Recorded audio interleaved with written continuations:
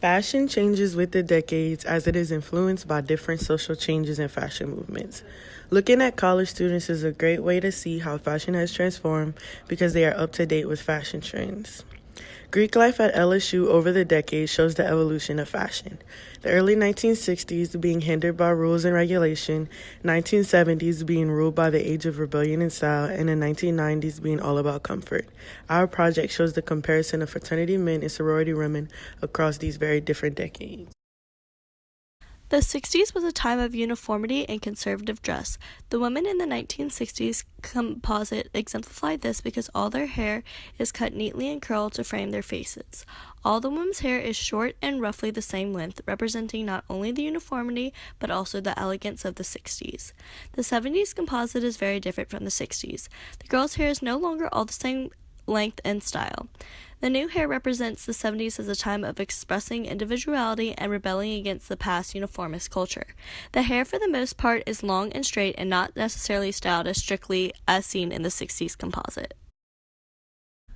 Recruitment dress did not really change much between the 60s and 70s. Girls were still required to wear dresses or skirts, but the style and length of these garments changed.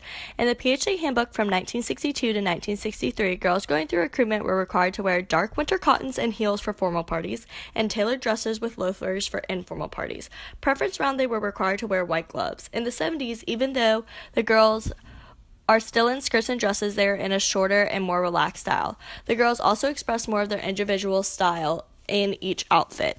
Also in the 70s, the girls were no longer required to wear dark cotton or to wear gloves for preference round. In the first photo from 1960, you can see that the girls are clearly following LSU's strict dress code policy.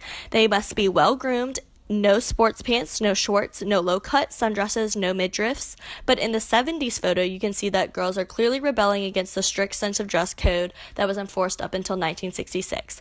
The girls are now wearing t-shirts and shorts in public and are dressed way more casual, showing the rebellion from the old dress code.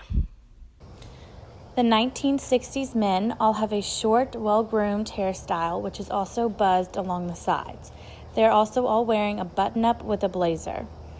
The 1979 men all have longer and unkempt hair.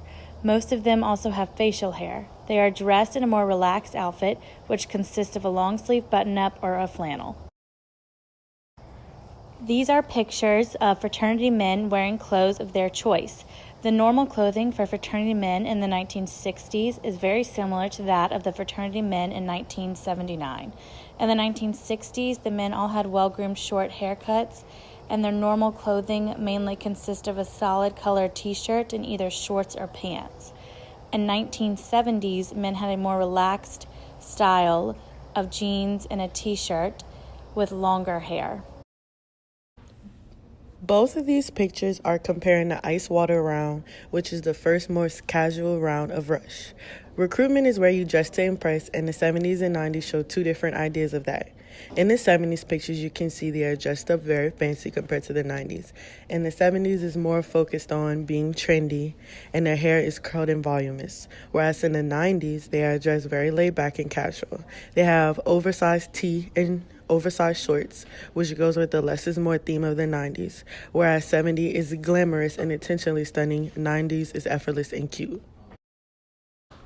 These pictures show 1970s and 1990s sorority women doing normal things without an event and clothes of their choice.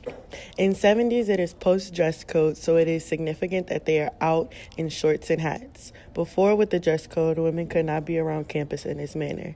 70s is the age of feminism, so you can see these women are wearing less clothing and no bras. Their clothing is very free.